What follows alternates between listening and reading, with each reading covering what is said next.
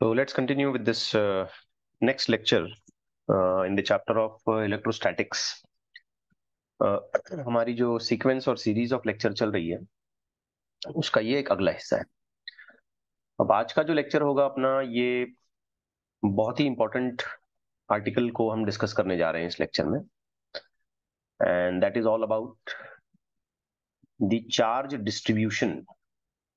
Okay, कि किसी भी बॉडी पर जब चार्जेस एलोकेट किए जाते हैं, रखे जाते हैं या सप्लाई किए जाते हैं उसे, तो वो चार्जेस कैसे डिस्ट्रीब्यूट होते हैं।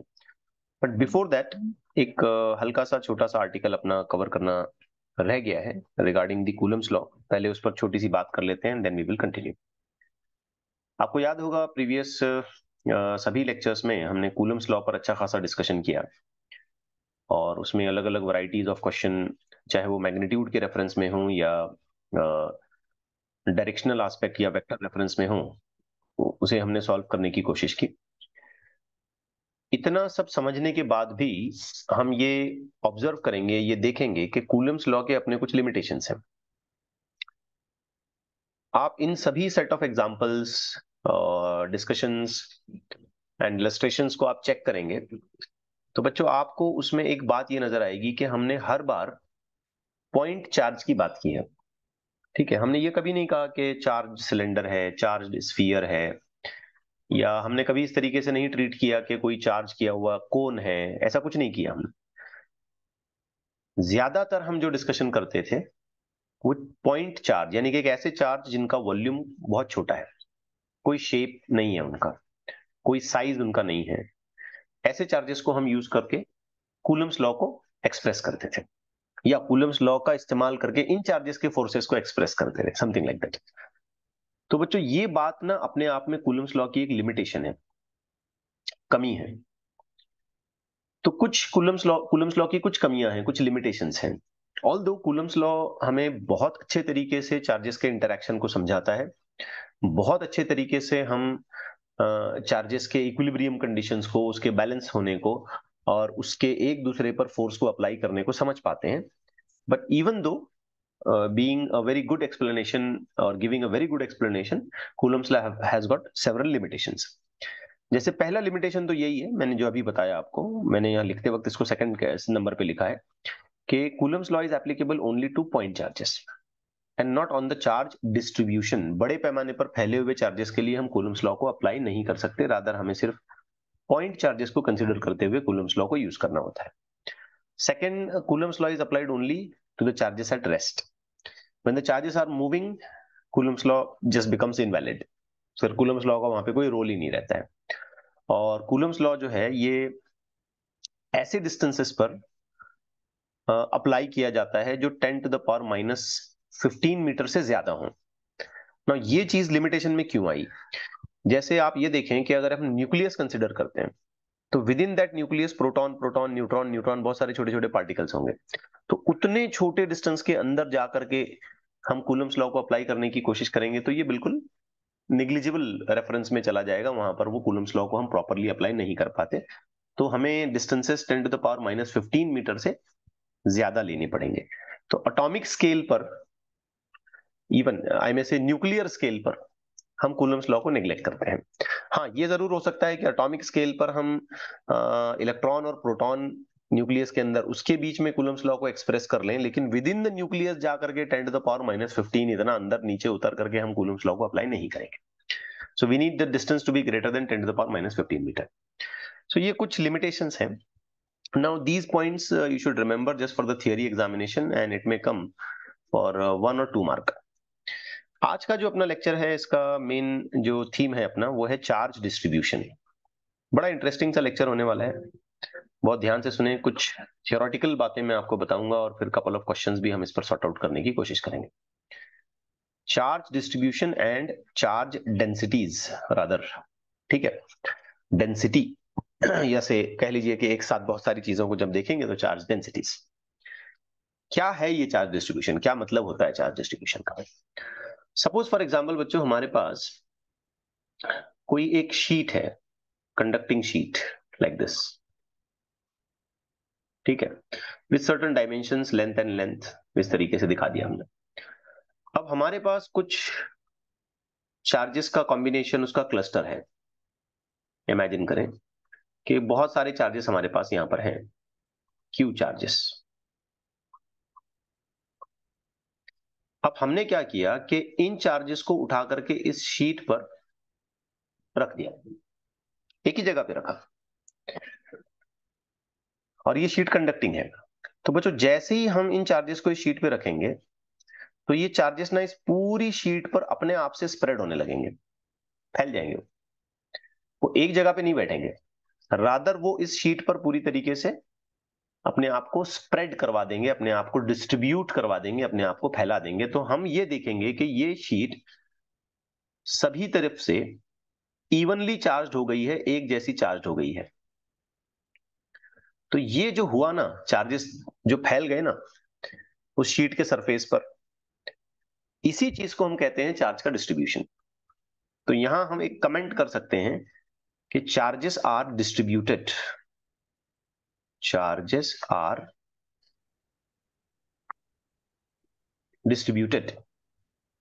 ओके, अब ये बहुत अलग अलग तरीके से हो सकता है। सबसे पहले तो मैं इसके दो कैटेगरीज बनाता हूं। कैटेगरी नंबर 1 कि चार्ज का डिस्ट्रीब्यूशन एक जैसा होता है। ठीक है, मतलब ये कि इस शीट के किसी भी पोर्शन में आप जाओ, चाहे इस कॉर्नर में जाओ, चाहे मिडिल में जाओ, चाहे इस कॉर्नर में, चाहे इस कॉर्नर में, चाहे कहीं भी आप जाओ, तो आप देखोगे कि चार्जेस एक जैसे डिस्ट्रीब्यूटेड हैं, इवनली डिस्ट्रीब्यूटेड हैं, सेम अमाउंट है उनका। किसी भी एरिया में हम कैलकुलेट करें तो हम देखते हैं कि बिल्कुल यूनिफॉर्मिटी के साथ चार्जेस डिस्ट्रीब्यूशन हो चुका है। तो ऐसी चीज को हम कहेंगे uniform charge distribution, uniform charge distribution. आमतौर पर यूनिफॉर्म चार्ज डिस्ट्रीब्यूशन उस वक्त होता है जब ये सरफेस जिस पर हमें चार्ज को डिस्ट्रीब्यूट करना है वो रेगुलर है, सिमेट्रिक है, प्लेन है, बिल्कुल एक जैसा है, रफ नहीं है, असिमेट्रिक नहीं है, इररेगुलर नहीं है, बिल्कुल यूनिफॉर्मिटी के साथ इस पर चार्ज डिस्ट्रीब्यूट हो रहे हैं। तो मान लीजिए वो पूरा सरफेस जो है ना प्लेन है, फ्लैट है एकदम, तो चार्जेस एक जैसी हालत में सब तरफ डिस्ट्रीब्यूट होंगे। लेकिन यही शीट बच्चों अगर हम ऐसे बना लें कि ये बिल्कुल इररेगुलर, आड़ी टेढ़ी जिसे हम कहते हैं, इसके अंदर भी उबड़ खाबड़ है, ऐसा है। अब ये चार्जेस हमारे पास बाहर पड़े हुए थे, क्लस्टर ऑफ चार्जेस था हमारे पास यहाँ पे। अब इन चार्जेस को हमने उठा के इस इररेगुलर शीट के ऊपर रख दिया, तो क्या होगा कि ये चार्जेस डिस्ट्रीब्यूट तो जरूर होंगे। ओके, चार्जेस का डिस्ट्रीब्यूशन तो जरूर होगा, लेकिन हम देखेंगे कि ये चार्जेस किसी किसी जगह पे ज्यादा ज्यादा अक्यूमुलेट हो रहे हैं और किसी किसी जगह पे एकदम कम कम अक्यूमुलेट हो रहे हैं। ऐसे ऐसे पोर्शन आपको देखने को मिलेंगे जहां पे चार्जेस बहुत ज्यादा हैं, और ऐसे भी पोर्शंस आपको देखने को मिलेंगे जहां पे चार्जेस काफी कम है। जैसे यहाँ यहाँ जहां फ्लैट फ्लैट पोर्शन है वहां पे चार्जेस काफी कम है, और वो पोर्शन जहां पर एजेस आ रहे हैं, शार्प एजेस बन रहे हैं, वहां पे चार्जेस ज्यादा आ गए। तो इस तरीके से जब चार्ज डिस्ट्रीब्यूट होते हैं उसे हम कहेंगे नॉन यूनिफॉर्म चार्ज डिस्ट्रीब्यूशन। कुछ समझ आ रही है बात बच्चों? Yes sir. तो हम इसे कॉल करेंगे नॉन यूनिफॉर्म चार्ज डिस्ट्रीब्यूशन। आप सिंपल सी बात ऐसे समझिए कि डिस्ट्रीब्यूशन यूनिफॉर्म उस वक्त होगा जब सरफेस प्लेन होगा, रेगुलर होगा, स्मूथ होगा कह लीजिए, और नॉन यूनिफॉर्मिटी उस वक्त आएगी जब सरफेस खुद इरेगुलर है, प्लेन नहीं है, सरफेस खुद नॉन यूनिफॉर्म है, तो चार्जेस भी आड़े टेढ़े कम ज्यादा इधर उधर जाके बैठेंगे। अब हमारे माइंड में क्वेश्चन आएगा कि कौन से रीजन में चार्जेस ज्यादा जाएंगे। तो जहां पर एजेस बनते हैं, कोने बनते हैं जहां पर, ठीक है ना, जहां पर कॉर्नर्स क्रिएट होते हैं और जहां पर शार्प एजेस बनते हैं, वहां पर चार्जेस ज्यादा जाएंगे। Getting it? अब जैसे सपोज फॉर एग्जांपल हमने क्या किया, हमारी बॉडी पर सारे चार्जेस ले लिए, फॉर एग्जांपल चेहरे पर हमारे हमने सारे चार्जेस ले लिए, तो हमारा जो फेस है वो तो नॉन यूनिफॉर्म है, ऐसे फ्लैट थोड़ी है, नॉन यूनिफॉर्मिटी वगैरह, nose, ear lobes and all that. तो जब हमारे फेस पर हम चार्जेस का डिस्ट्रीब्यूशन देखेंगे तो हम देखेंगे कि नोज के पॉइंट पर सबसे ज्यादा चार्जेस आ गए हैं, या ईयर के लोब्स पर ज्यादा चार्जेस आ गए हैं, यहाँ चिन पे ज्यादा चार्जेस आ गए हैं, ठीक है, यहाँ आईब्रोज वाले पोर्शन पर ज्यादा चार्जेस आ गए हैं, क्योंकि जहां एजेस बन रहे हैं, जहां कॉर्नर्स बन रहे हैं, वहां चार्जेस ज्यादा आएंगे if the distribution is non-uniform. If the distribution is uniform, if I got a plain sheet, आपने उस पर चार्जेस रखा तो चार्जेस एक जैसा डिस्ट्रीब्यूट होंगे, उनमें कोई फर्क नहीं होगा, सभी जगह पर आपको एक जैसे चार्जेस देखने को मिलेंगे। तो ये हल्का फुल्का फर्क आपको समझ में आ गया बच्चों? Yes sir. यस। अब इसमें एक और बात आपने समझनी है कि ये जो चार्ज का डिस्ट्रीब्यूशन है ना, ये कंडक्टिंग बॉडीज के लिए होता है। कंडक्टिंग बॉडीज, जैसे मेटल की कोई शीट है, ऐसी जगहों पे चार्ज का डिस्ट्रीब्यूशन आसानी से होता है। बट सपोज हमारे पास एक बिल्कुल फ्लैट प्लेन सरफेस है, but it is non conducting, जैसे कि प्लास्टिक की शीट हो गई, या वुडन शीट हो गई, रबर की शीट हो गई, ठीक है, नॉन कंडक्टिंग। अब हमारे पास जो क्लस्टर ऑफ चार्ज है, उसको हमने ऐसी नॉन कंडक्टिंग शीट के ऊपर भेज दिया, तो बेटा यहां पर चार्ज डिस्ट्रीब्यूट ही नहीं होंगे, बल्कि आपने उसको जहां रखा बस वो वहीं पड़े रहेंगे, ऐसा डिस्ट्रीब्यूट नहीं होंगे, ऐसा फैलेंगे नहीं। अब हमने ये एक जगह पे रखा था लेकिन ये फैल गए, ये भी हमने एक जगह पे रखा था, ये फैल गए कंडक्टिंग बॉडीज के लिए। लेकिन जैसे ही हम नॉन कंडक्टिंग बॉडी इमेजिन करते हैं, ये तो मैंने दोनों जो एग्जांपल दिए ये कैसे थे? Conducting body. लेकिन अगर हम non conducting body, non conducting समझ में आ रहा है आपको? जैसे वुड की प्लेट हो गई, लकड़ी की प्लेट हो गई, रबर की प्लेट हो गई, रबर की यस। शीट हो गई मान लो, ठीक है, कोई मैट होती है ना अपनी, फ्लोर मैट हम बिछाते हैं, वो भी नॉन कंडक्टिंग होती है अक्सर, या फिर कोई प्लास्टिक की शीट हो गई। तो हम इस पे जब चार्जेस लाके छोड़ेंगे तो वो डिस्ट्रीब्यूट नहीं होंगे, उसे हम कहते हैं लोकलाइज्ड। Charges are localised. ये जो हुआ ना यहाँ पे, इसको हम कहेंगे charges are not distributed, rather हम कहेंगे चार्जेस आर लोकलाइज्ड। लोकलाइज्ड का मतलब यह है कि जहां छोड़े वहीं रहते हो, वहां के लोकल बन के रह जाते हो, फैलते वैलते नहीं कुछ भी। Getting it? Yes yes sir. अब थोड़ा सा इसमें आगे बढ़ते हैं। वैसे बेसिक बेसिक बातें तो हमको समझ में आ गई कि चार्ज का डिस्ट्रीब्यूशन मतलब क्या होता है। चार्ज का एक बॉडी के सरफेस पर, एक बॉडी की वॉल्यूम में, एक बॉडी की लेंथ पर फैल जाना। वो यूनिफॉर्मिटी से भी हो सकता है, नॉन यूनिफॉर्मिटी भी हो सकता है। अगर यूनिफॉर्मिटी से हुआ तो बहुत अच्छी बात है, सब तरफ एक जैसे मिलेंगे। अगर नॉन यूनिफॉर्मिटी से हुआ तो शार्प एजेस जहां बन रहे हैं, कॉर्नर्स जहां बन रहे हैं, ठीक है, कोने कापरे जहां बन रहे हैं, वहां पे चार्जेस ज्यादा घुस के बैठ जाएंगे, और जो फ्लैट फ्लैट सरफेस होंगे वहां पे कम होंगे चार्जेस फिर। और अगर कोई नॉन कंडक्टिंग बॉडी है तो उसमें चार्जेस डिस्ट्रीब्यूट ही नहीं होंगे, रादर वो लोकलाइज्ड एक जगह पड़े रहेंगे, बस जहां आपने छोड़ा बस वहीं दिखेंगे हमको, वो डिस्ट्रीब्यूट नहीं होंगे।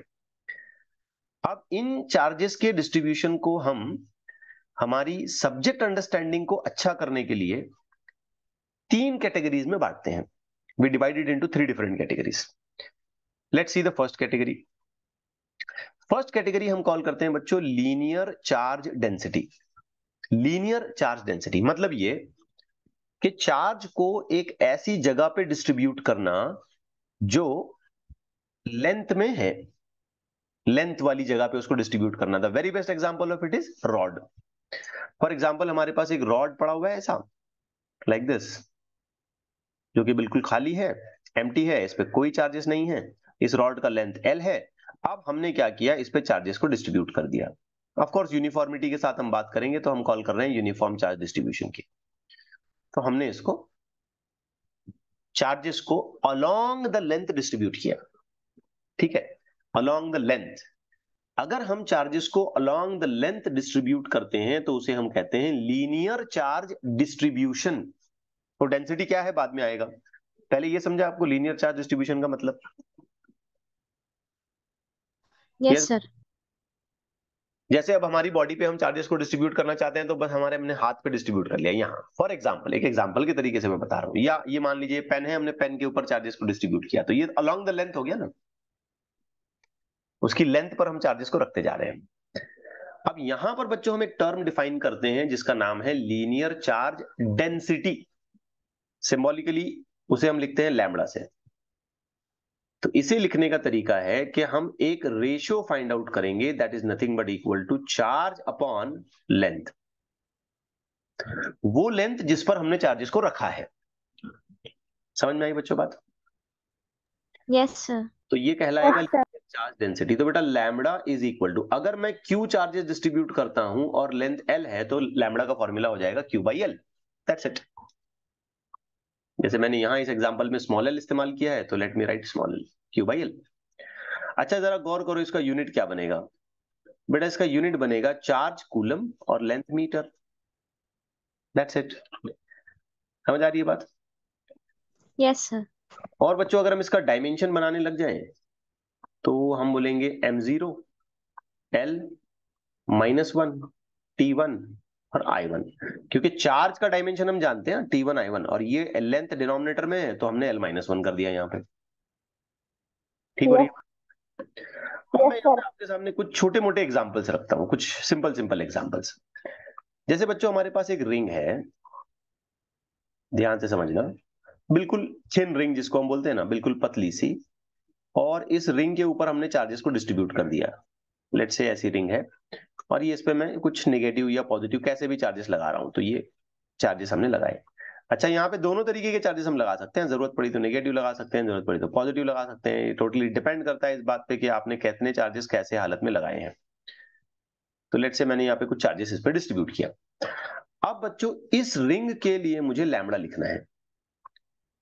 तो सोचो इस रिंग के लिए अगर हम ये क्लेम करते हैं कि इस रिंग का जो रेडियस है वो आर है, रेडियस इज आर, और हमको लिखना है इसके लिए लैम्बडा यानी कि लीनियर चार्ज डेंसिटी, और हमें यह भी याद रखना चाहिए कि इस रिंग पर जो चार्जेस हमने भेजे ना यहाँ पे वो क्यू हैं।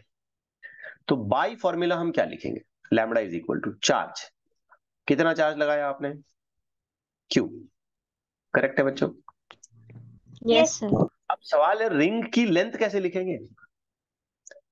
तो आंसर सिंपल है बेटा, रिंग की लेंथ यानी कि उसका सरकमफ्रेंस, है ना?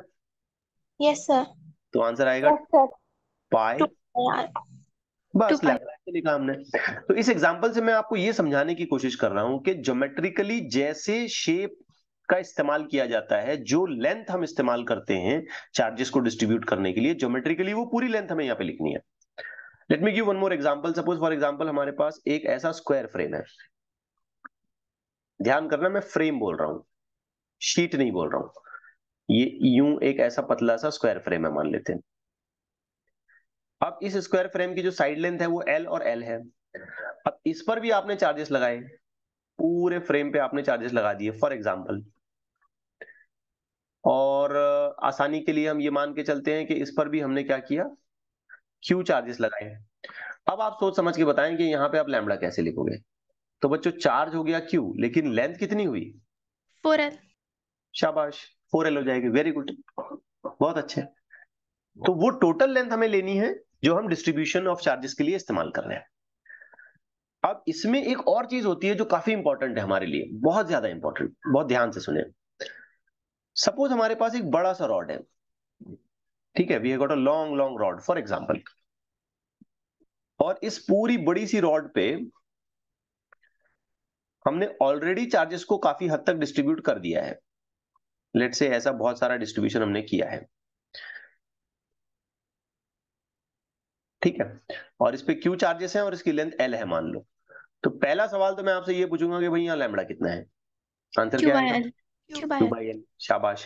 लेकिन बच्चों अगर हम इस रॉड का एक छोटा सा हिस्सा ले लेते हैं, जैसे यहां से लेके यहां तक का, ये मैं इसको शेड कर देता हूं, इतना सा हिस्सा लिया सिर्फ, और इतने छोटे से हिस्से पे ना हमारा ये कहना है कि डीक्यू चार्जेस आए हैं और इसकी लेंथ डीएल है। तो अब बताओ लैम्बडा कैसे लिखोगे? D Q by DL. शाबाश, डीक्यू बाई डीएल। तो इस फॉर्मूले का इस्तेमाल करके हम जरूरत पड़ने पर डीक्यू कैसे लिखेंगे? Lambda into dl. Lambda into DL. याद रखें ये बहुत इंपॉर्टेंट फॉर्मूला बन के हमारे लिए काम में आएगा आगे।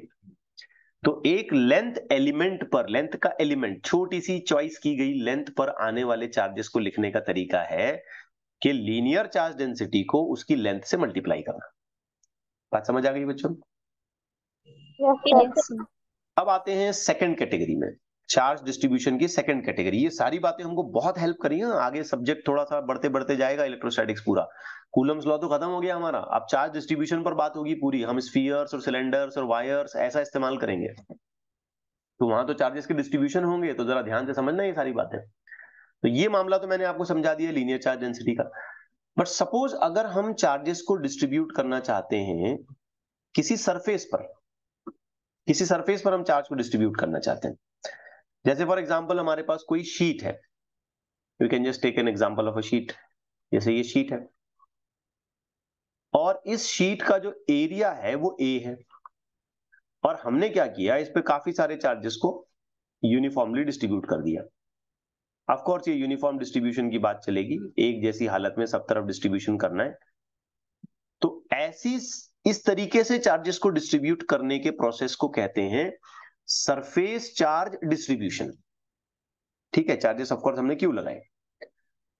तो लीनियर चार्ज डिस्ट्रीब्यूशन जैसे यहां पढ़ा, इसका मतलब चार्जेस को लेंथ पर डिस्ट्रीब्यूट करना। तो सरफेस चार्ज डिस्ट्रीब्यूशन का मतलब है चार्जेस को एरिया में डिस्ट्रीब्यूट करना, सरफेस पर डिस्ट्रीब्यूट करना, सुपरफिशियल डिस्ट्रीब्यूशन, सरफेस पर रख दिया आपने उसको। समझ आई बात? Yes sir. हाँ, तो जैसे लीनियर चार्ज की डेंसिटी होती है ना, वैसे सरफेस चार्ज की भी डेंसिटी होगी। इसको हम सिंबॉलिकली सिग्मा से बताते हैं, जैसे ये यहां पे सिंबल बना है।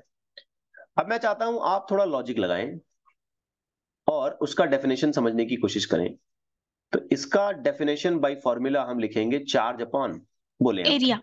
वेरी गुड, शाबाश। क्योंकि इस बार हमने चार्जेस को एरिया में डिस्ट्रीब्यूट किया है, तो चार्ज अपॉन एरिया हो जाएगा। यही अगर हम लेंथ में डिस्ट्रीब्यूट करते तो चार्ज अपॉन लेंथ हो जाता। सो यहां हमारा आंसर आएगा Q डिवाइडेड बाई A, और ये एरिया जो है एज पर ज्योमेट्रिकल शेप लिया जाएगा, जैसी ज्योमेट्री वैसे हिसाब से। अच्छा बताएं तो इसका यूनिट क्या बनेगा? कूलम पर metre square, charge upon area. Dimension क्या बनेगा?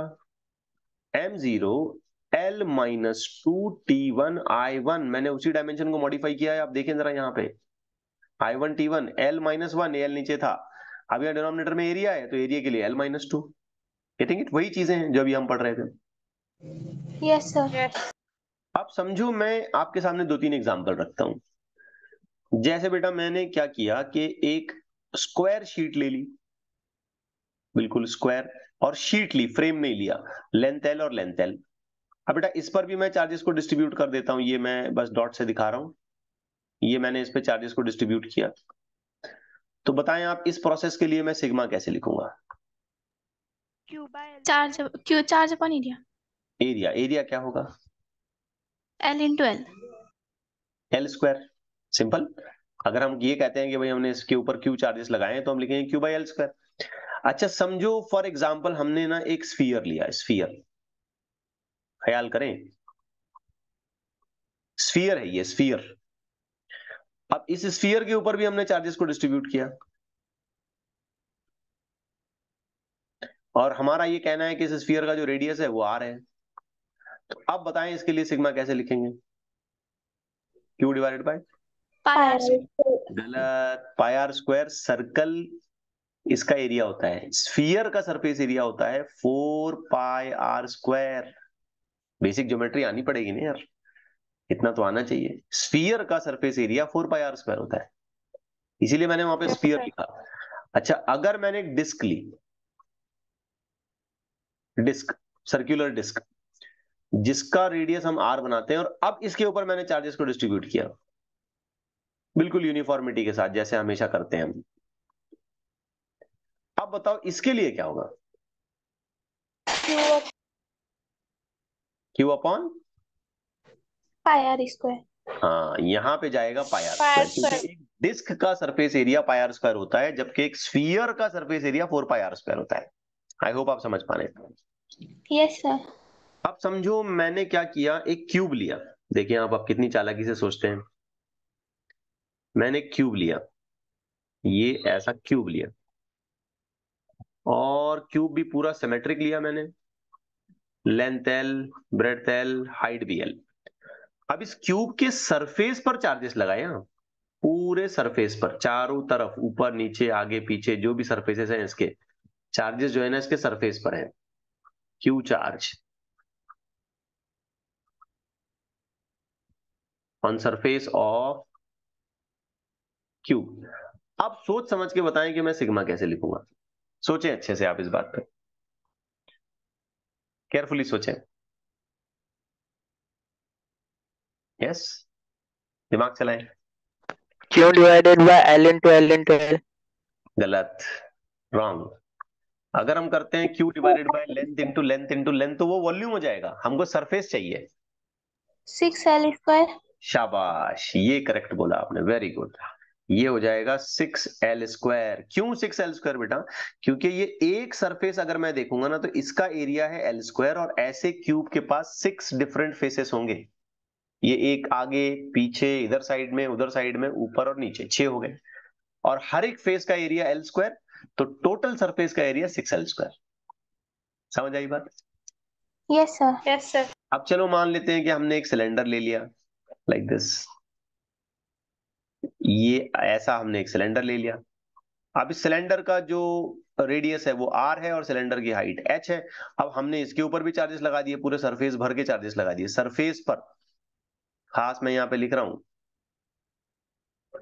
Charge q on surface of cylinder. याद रहे सिलेंडर के अंदर नहीं भर रहे हम, उसके सरफेस पे लगा रहे हैं।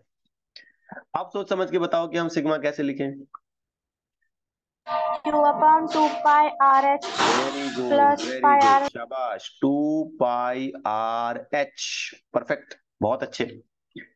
तो आपने इन सभी एग्जाम्पल्स में एक बेसिक बात यह देखी होगी कि जो फंडामेंटल फॉर्मूला है चार्ज डिस्ट्रीब्यूशन लिखने का, सरफेस चार्ज डेंसिटी लिखने का, वो तो चार्ज अपॉन एरिया है, बिल्कुल सही। लेकिन जैसा एरिया हम यूज करते हैं उसके अकॉर्डिंगली जो भी ज्योमेट्रिकल शेप वहां पे अप्लाई होगा उसके हिसाब से हमको फॉर्मूला मॉडिफाई करना पड़ेगा। समझे बात? Yes sir. Now let's take an example कि हमारे पास एक बड़ा सा एरिया है। देखिए आप कैसे चालाकी से काम करते हैं। ऐसा हमारे पास एक बड़ा सा एरिया है, ठीक। अब इस पर तो हमने बहुत सारे चार्जेस वैसे लगा दिए, काफी सारे चार्जेस हमने लगा दिए। लेट्स से कि इसके ऊपर सरफेस पर हमने डीक्यू चार्ज लगाए और इसका जो करस्पॉन्डिंग एरिया वो ए है। तो जरा बताओ तो हम सिग्मा कैसे लिखेंगे? Charge upon area. एरिया, खत्म। बट सपोज इस एरिया पर, इस बड़े से सरफेस शीट पर आपने एक एरिया सेलेक्ट किया, छोटा सा आपने एक एरिया सेलेक्ट किया।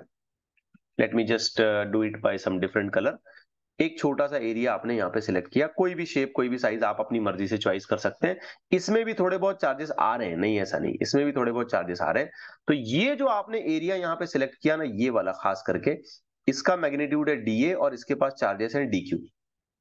तो अब बताओ भला हम यहाँ पे चार्ज डिस्ट्रीब्यूशन सिग्मा का जो डेंसिटी है वो कैसे लिखेंगे? dq by Q dA. Plus DQ। Dq by dA, बिल्कुल सही। तो अब जरा बताओ हम डीक्यू कैसे लिखेंगे? Sigma sigma into DA। ये बहुत इंपॉर्टेंट फॉर्मूला है। अब आपने एक बात नोटिस की, छोटे से एरिया पर आने वाले चार्जेस का लिखने का तरीका है सिग्मा इंटू डीए, और छोटी सी लेंथ पर आने वाले चार्जेस को लिखने का तरीका है lambda into dl. Lambda is linear charge density, जबकि sigma is surface charge density. Linear charge density को लेंथ से मल्टीप्लाई करेंगे तो छोटे से लेंथ एलिमेंट पर आने वाले चार्जेस हम लिख पाएंगे। बहुत इंपॉर्टेंट, बहुत बहुत ज्यादा इंपॉर्टेंट। बगैर इन फॉर्मूलेस के आगे हम कोई डेरिवेशन सॉल्व नहीं कर पाएंगे। अच्छे से समझना इस बात को। तो छोटा सा लेंथ एलिमेंट न कंसीडर करते हुए अगर मैंने छोटा सा एरिया सिलेक्ट किया तो उस एरिया पर आने वाले चार्जेस हम कैसे लिखेंगे? सिग्मा इंटू डी ए, वो छोटे से एरिया का मैग्नीट्यूड।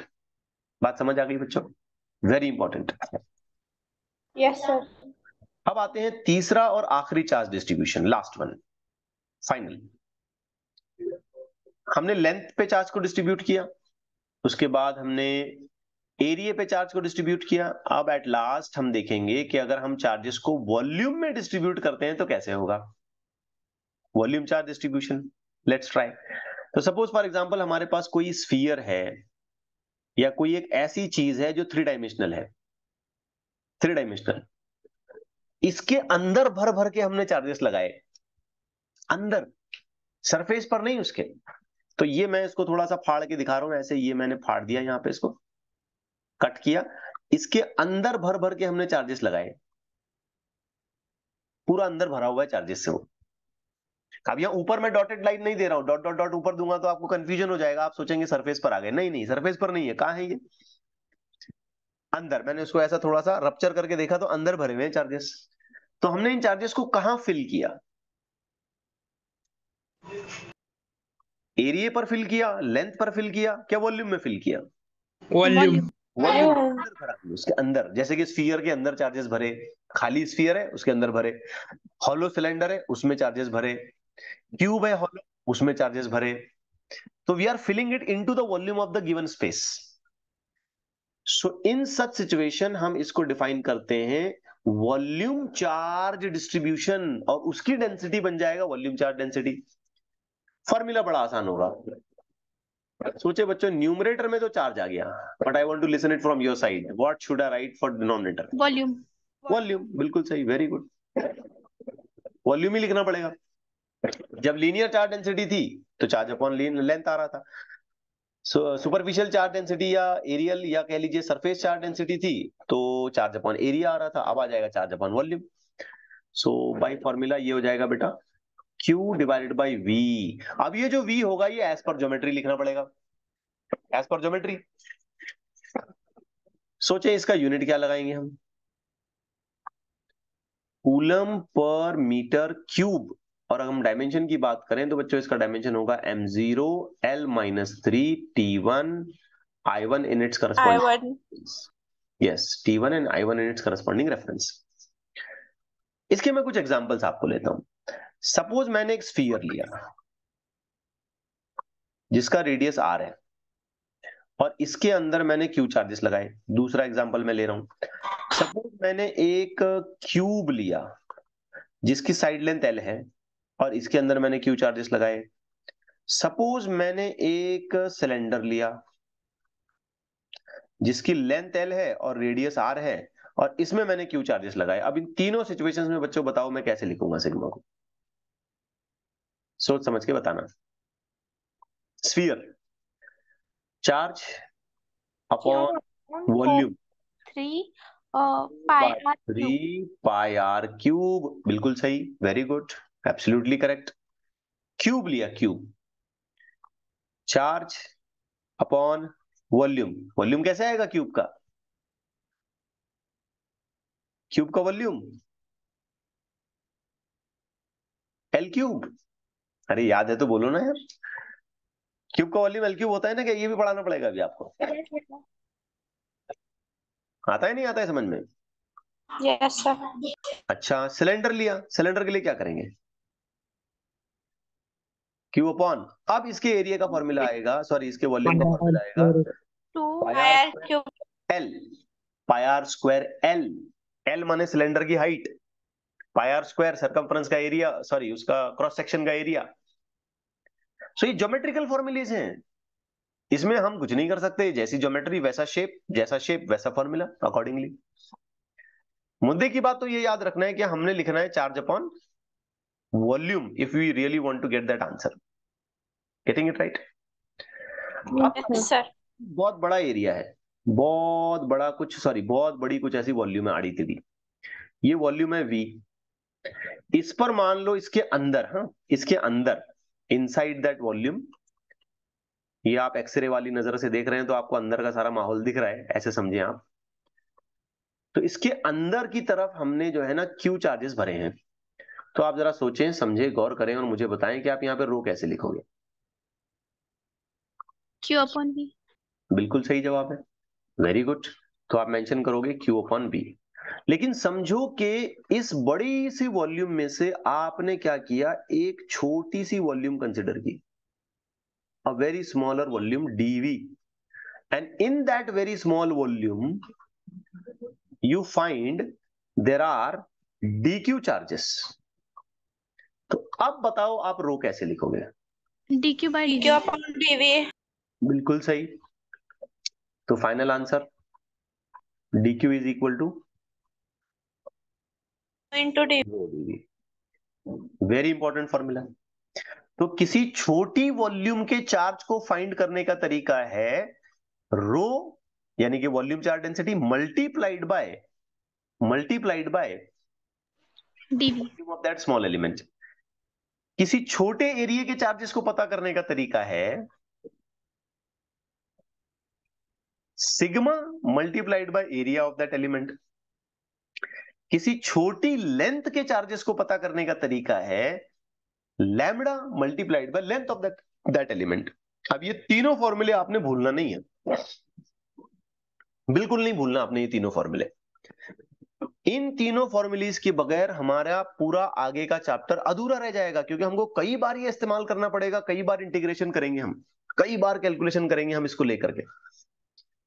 तो हमें अच्छे से याद रखना है कि अगर मुझे छोटे लेंथ के चार्जेस निकालने हैं लैम्बडा डीएल, छोटे एरिया के चार्जेस निकालने हैं सिग्मा डीए, और छोटी वॉल्यूम वाले चार्जेस निकालने हैं क्या करेंगे rho dv. Getting it? Yes, sir. It's rho dv like that. ये देखें हो गया ये। अब आइए इस पर कुछ क्वेश्चंस करते हैं।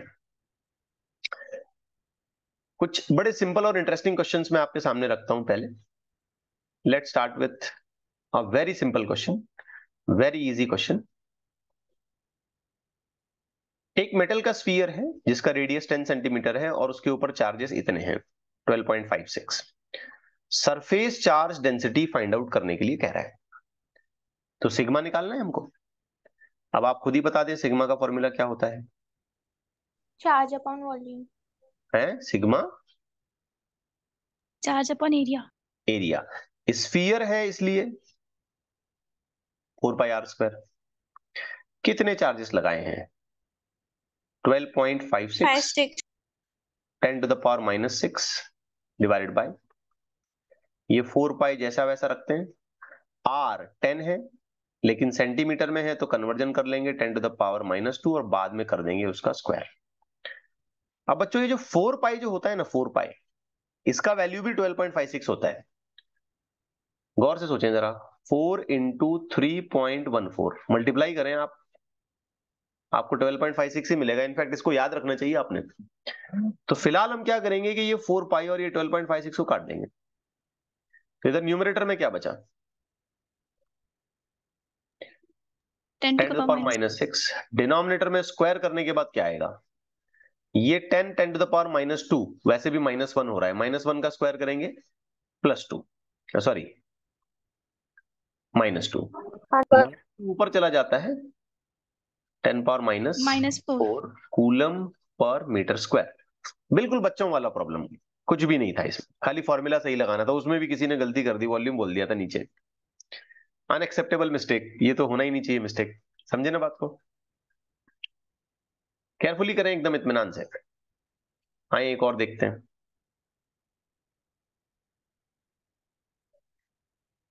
एक चार्ज्ड स्फेरिकल कंडक्टर है, स्फेरिकल ये वर्ड याद रखना है, स्फेरिकल, क्योंकि हमको वॉल्यूम या उसका एरिया वो फॉर्मूला प्रॉपर लगाना पड़ता है।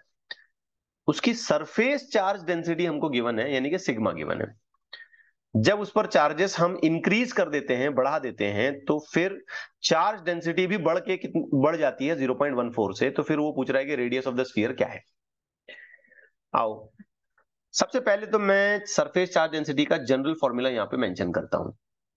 तो बेटा ये हो जाएगा जो भी चार्जेस हम लगा रहे हैं डिवाइडेड बाय, चूंकि स्फीयर है इसलिए फॉर्मूला लिखना पड़ेगा 4πr²। क्या कहते हो?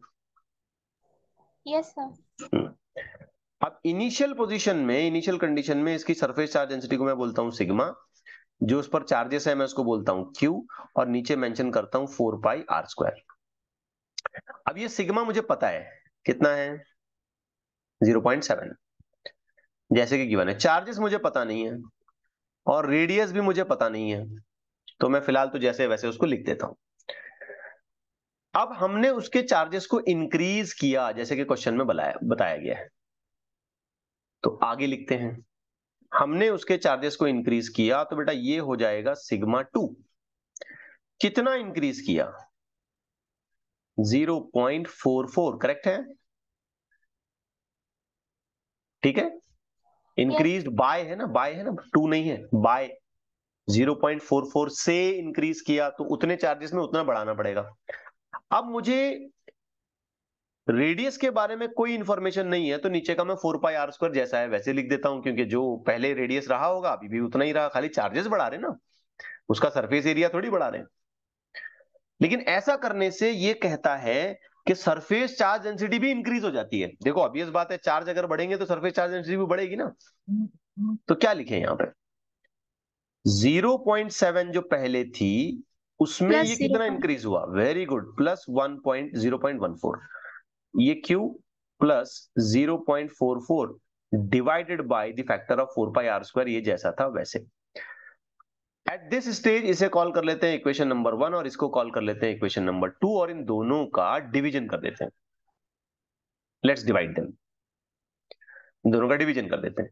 अगर हमने इन दोनों का डिवीजन किया तो ऑन वन साइड आ जाएगा 0.7, यहां पे आ जाएगा 0.7 प्लस 0.14, दूसरी तरफ Q divided by Q plus 0.44, if I am not wrong, क्योंकि 4πr² इधर से और 4πr² उधर से कैंसिल आउट हो जाएगा, कोई लेना देना नहीं है उसका। करेक्ट हो गई बात? यस हाँ, अब डिवीजन करने से पहले जरा ये एडिशन पूरा कर लेते हैं, फिर उसके बाद आगे का कैलकुलेशन करते हैं, ताकि हमारे कैलकुलेशन में कोई गड़बड़ ना हो।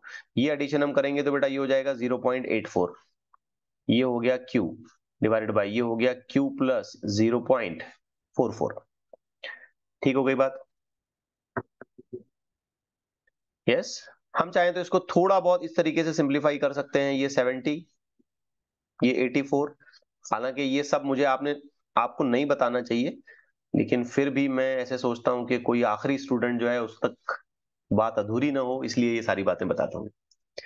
ठीक है, इसमें भी 2 डेसिमल आगे शिफ्ट कराया, इसमें भी 2 डेसिमल आगे शिफ्ट कराया। अब क्रॉस मल्टीप्लाई करो तो ये क्या हो गया, 70Q plus 70 multiplied by 0.44 is equal to 84Q।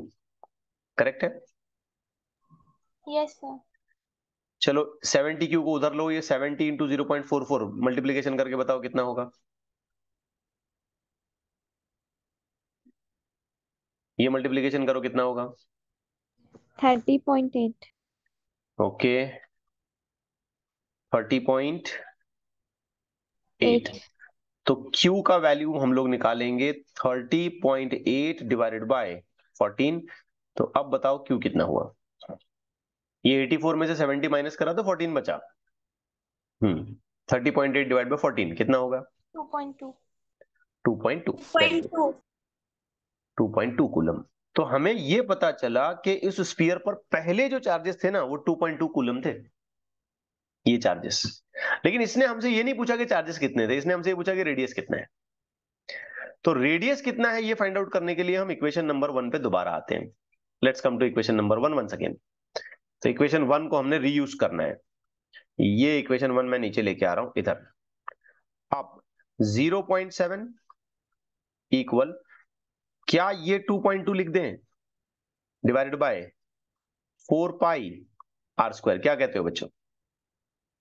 Yes sir.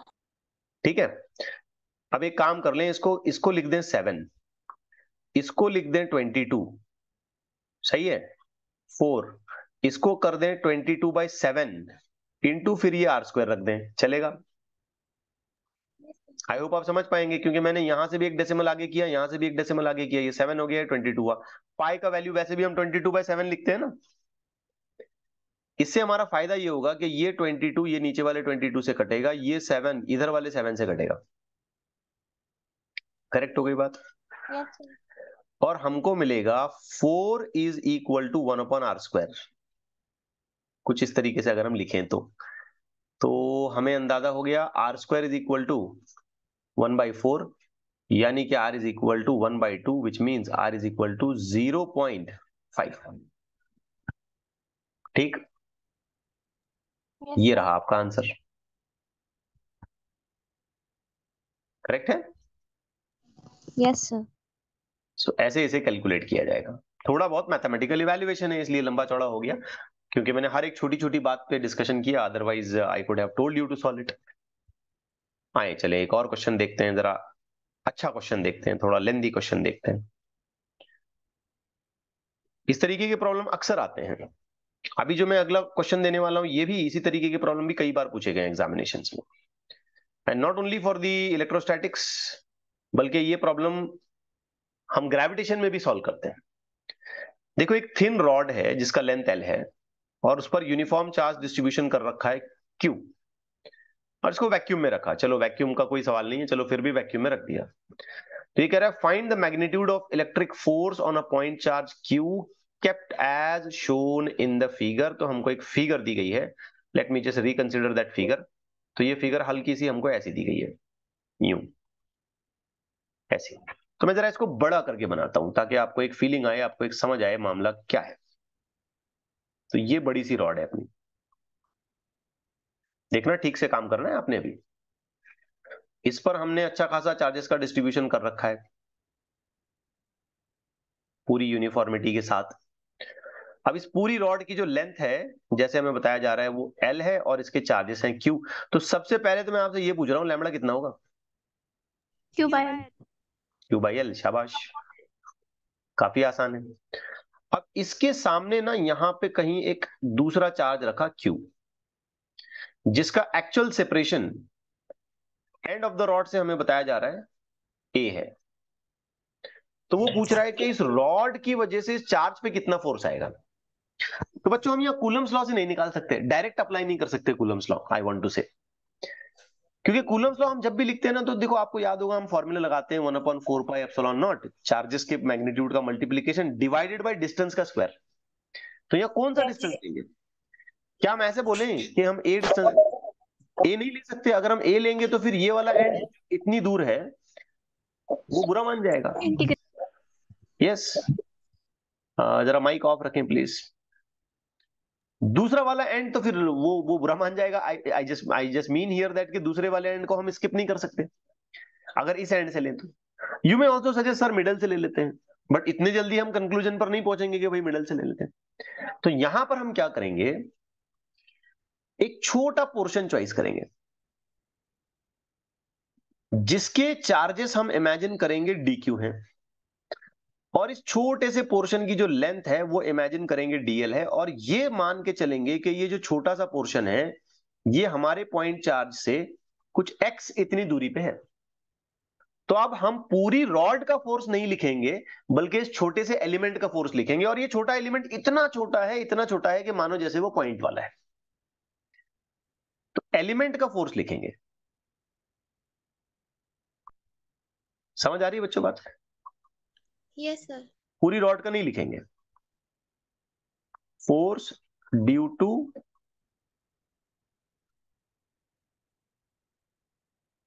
Length element. तो जरा सोच समझ के बताओ ये फोर्स बेटा हम कैसे लिखें? चलो डीएफ बोल दिया हमने, इसको क्या लिखेंगे? बाय इंटीग्रेशन 1/4πε0, सिर्फ छोटे से एलिमेंट का फोर्स 1/4πε0। इस पे चार्ज कितना है dq, सामने वाला चार्ज कौन सा है कैपिटल Q, डिवाइडेड बाय दोनों में सेपरेशन कितना है x का स्क्वायर। करेक्ट भी बात? Yes sir. अब आपको ये याद आना चाहिए कि how do we write dq, how do we write dq, आपको याद आना चाहिए। मैंने बोला बहुत इंपॉर्टेंट है, 3 स्टार लगा दिए मैंने वहां पे। Lambda into DL. शाबाश, लैम्बडा इंटू डीएल, ये फटक से याद आना चाहिए आपको, क्योंकि हम ऐसे कई सारे प्रॉब्लम सॉल्व करेंगे जहां पे हम लेंथ की बजाय एरिया चॉइस कर रहे होंगे या वॉल्यूम चॉइस कर रहे होंगे। तो that should hit in our mind के उसके अंदर के चार्जेस हमें लिखने कैसे हैं। तो अब यही डीएफ बच्चों हम ऐसे मेंशन करेंगे 1/4πε0, ये dq हटा दिया, ये लैम्बडा, फिर dl, फिर ये कैपिटल Q डिवाइडेड बाय ये x का स्क्वायर। अब क्वेश्चन ये आता है कि हमसे ये थोड़ी पूछा है इसने कि भाई छोटे से एलिमेंट का फोर्स कितना है, इसने तो हमसे ये पूछा कि टोटल रॉड का फोर्स कितना है। तो बच्चों ये जो छोटा सा एलिमेंट हमने चॉइस किया, क्या इस जैसे एलिमेंट यहां यहां यहां यहां यहां यहां यहां यहां यहां पूरी रॉड भर के हैं? Yes sir. तो हर उस छोटे छोटे एलिमेंट से बनने वाले फोर्स को अगर हम जोड़ें यानी कि एक स्टूडेंट बार बार बोल रहे हैं इंटीग्रेट करें, तो क्या हमको टोटल रॉड का फोर्स मिल जाएगा?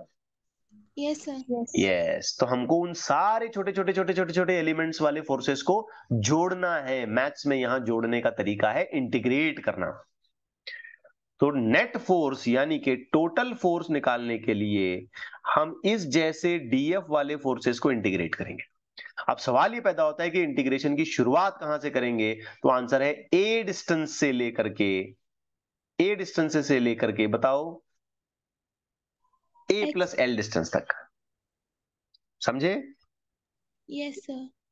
क्योंकि सबसे फ्रंट वाला एंड जो है ये ए डिस्टेंस पर है, और जो बैक वाला एंड है ये a plus l length of rod इतनी दूर है। समझ आई बच्चों बात? यस। अब Yes, बेटा sir. इसको इंटीग्रेट करने के लिए ये सारी चीजें उठा के इसके अंदर रखो, बट हम देखेंगे कि जो जो कांस्टेंट है वो तो इंटीग्रेट होता नहीं है। तो कांस्टेंट क्या क्या है? 1/4 पाई एप्सिलॉन नॉट कांस्टेंट है, लैम्बडा कांस्टेंट है, क्यू भी कांस्टेंट है। लैम्बडा कांस्टेंट होता है यूनिफॉर्म चार्ज डेंसिटी, और ये सामने वाला चार्ज का मैग्नीट्यूड तो कांस्टेंट ही है। तो क्यों ना इन चीजों को पहले ही बाहर ले लें।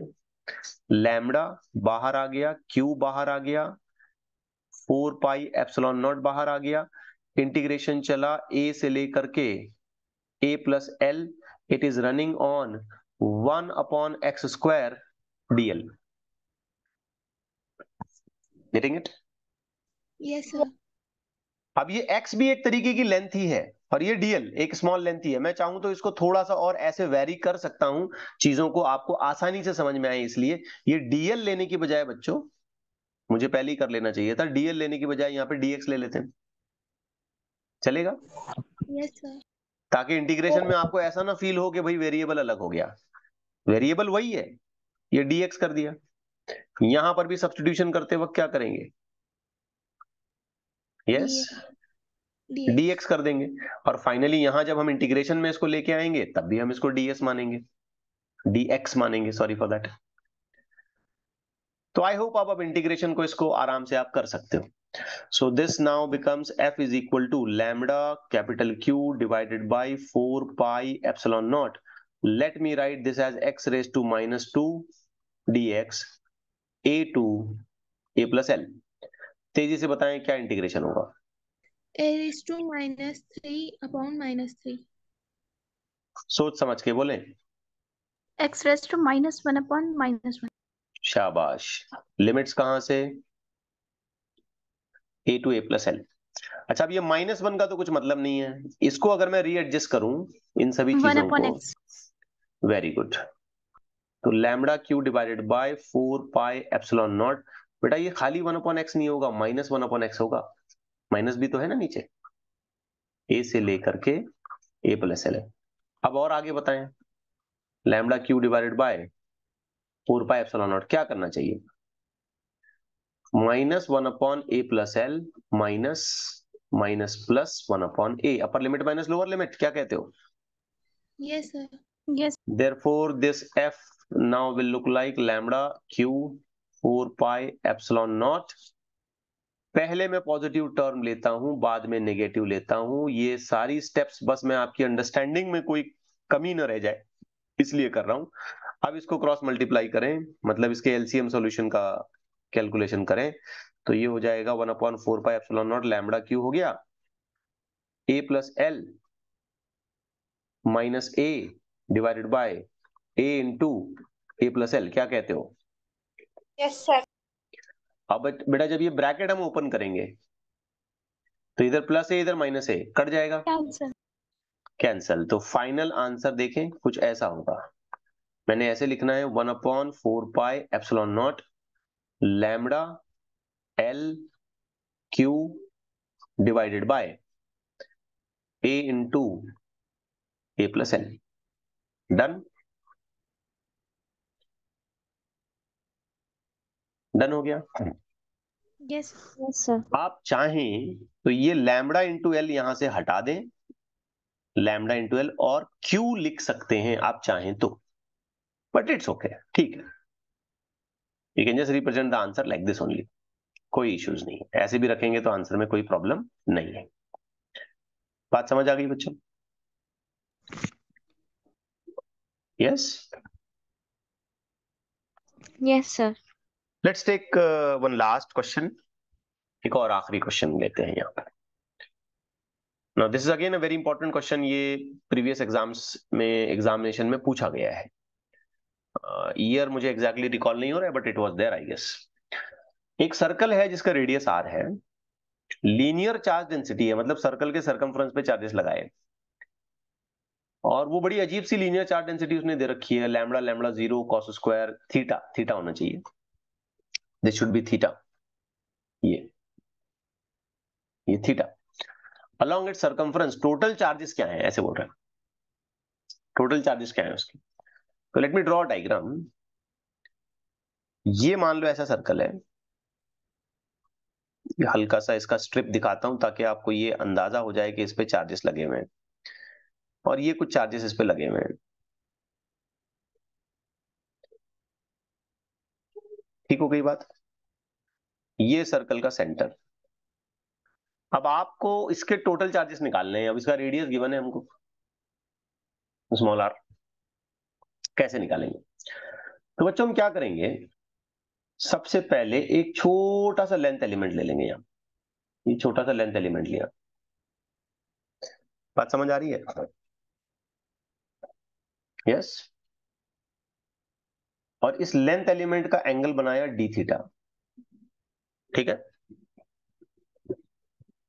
समझे बेटा। Yes, sir. Yes, sir. और ये मान के चलते हैं कि इस लेंथ एलिमेंट पे चार्ज है डी क्यू। तो आप मुझे सबसे पहले ये बताओ कि मैं डी क्यू कैसे लिखूंगा।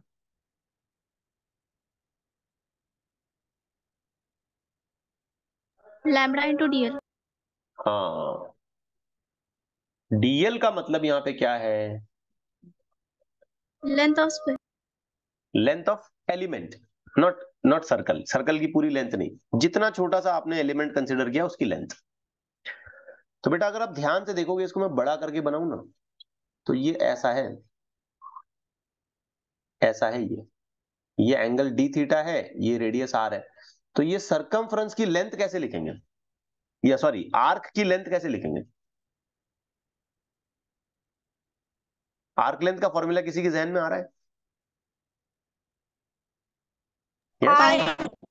हाँ, रेडियस इंटू एंगल, बिल्कुल सही बेटा, शाबाश, बहुत अच्छे। आर्क लेंथ जो होती है ना, उसका फॉर्मूला होता है रेडियस इंटू एंगल। तो यहाँ छोटा सा जो एलिमेंट हमने कंसिडर करा, वो अपने आप में एक छोटा सा आर्क ही तो है, बड़ा करके दिखा रहा हूं यहाँ पे आपको। तो इस हिसाब से ये डीक्यू कैसे लिखा जाएगा, जरा सोचें, बताएं कैसे लिखें इस डीक्यू को। Lambda, Lambda into R d theta. Very good. अब बच्चों ऐसा dq dq dq dq dq dq इधर इधर इधर इधर इधर इधर करते करते करते करते करते करते करते करते क्या टोटल चार्जेस बन जाएंगे इसके। Yes. लेकिन फिर उसको इंटीग्रेट करना पड़ेगा, उसको इंटीग्रेट करके जाना पड़ेगा, क्योंकि लैम्बडा कांस्टेंट नहीं है, लैम्बडा कुछ ऐसा अजीब सा है।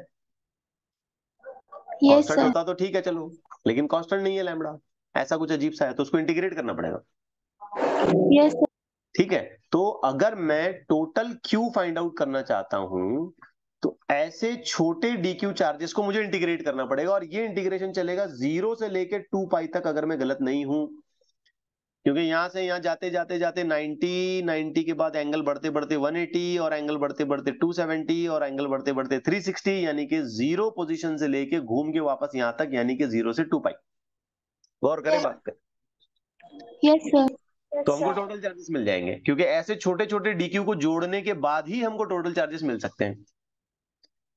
अच्छा, अब ये क्यू कंटिन्यू करें, ये तो हो गया बेटा 0 से 2 पाई, डी क्यू हटा दें, lambda R D theta, it's okay.